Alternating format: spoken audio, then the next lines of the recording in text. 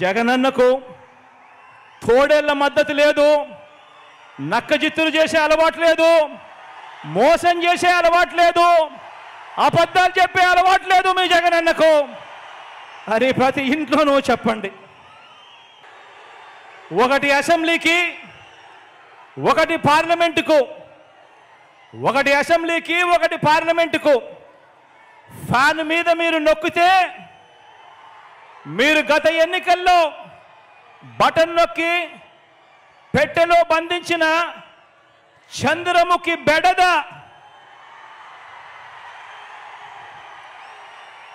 Chandramukhi cinema చూసారా?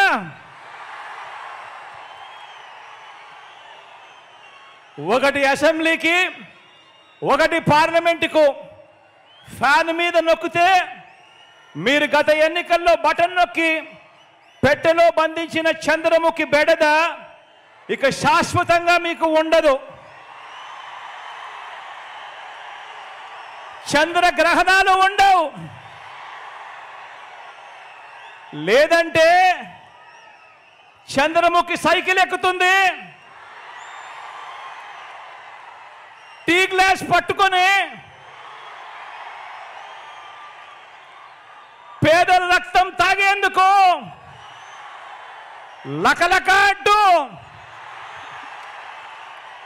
ఇంటింటికి వచ్చి అబద్ధాలతో మోసాలతో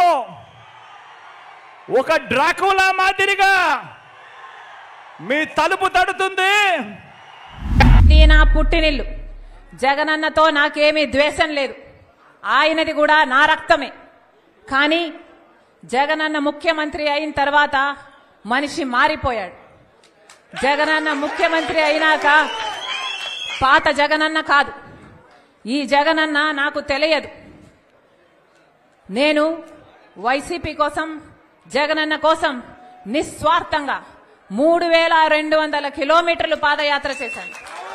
నా ఇంటిని పక్కన పెట్టి, నా బిడ్డలను పక్కన పెట్టి, నా సర్వస్వాన్ని వదులుకొని ఎండనక వాననక రోడ్ల మీదనే బతుకుతూ నెలల తరబడి 3200 కిలోమీటర్లు నిస్వార్థంగా, ఏ పదవి కాంక్ష లేకుండా నిస్వార్థంగా వైసీపీ నిలబడాలి అని, ఆ రోజు ఆ పార్టీకి ఇంకా ఉనికే లేకుండా పోతుందేమో అని భయపడుతుంటే ఆ పార్టీ ఆ భారాన్నంతా నా భుజాన వేసుకొని ఒక్క మహిళ 3200 కిలోమీటర్లు పాదయాత్ర చేశారు.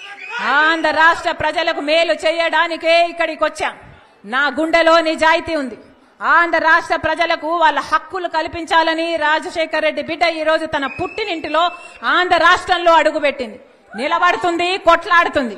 ప్రత్యేక హోదా వచ్చేంత వరకు రాజశేఖర రెడ్డి బిడ్డ ఇక్కడ నుంచి కదలదు. పోలవరం వచ్చేంత వరకు రాజశేఖర రెడ్డి బిడ్డ ఇక్కడ నుంచి కదలదు. మన రాష్ట్రానికి, మన బిడ్డలకు ఉద్యోగాలు రావాలి, మన రాష్ట్రం అభివృద్ధి చెందాలి, అంతవరకు రాజశేఖర రెడ్డి బిడ్డ తన పుట్టింటి నుంచి కదలదు. మీ ఇష్టం వచ్చింది చేసుకోండి, ఎంత చేసుకుంటారో చేసుకోండి, ఏం పిక్కుంటారో పిక్కోండి. ఇక్కడ భయపడే వాళ్ళు ఎవ్వరూ లేరు. ఇక్కడ ఉన్నది రాజశేఖర రెడ్డి బిడ్డ. ఖబర్దార్.